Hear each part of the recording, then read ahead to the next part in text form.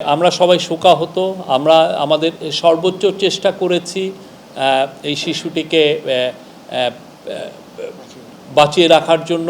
আমাদের মিলিটারি ডক্টররা প্রাণান্তকর চেষ্টা করেছেন। আর যারা এই এই ঘটনায় অভিযুক্ত তাদের সবাইকেই অলমোস্ট অ্যারেস্ট করা হয়েছে এবং আজকে চিফ অ্যাডভাইজার নিজে নির্দেশ দিয়েছেন। উনি তো আজকে শোক প্রকাশ করেছেন এই মৃত্যুতে এবং উনি কঠোরভাবে নির্দেশ দিয়েছেন যে এদেরকে যারা যারা অভিযুক্ত তাদেরকে যাতে খুব দ্রুত বিচারের আওতায় আনা হয়।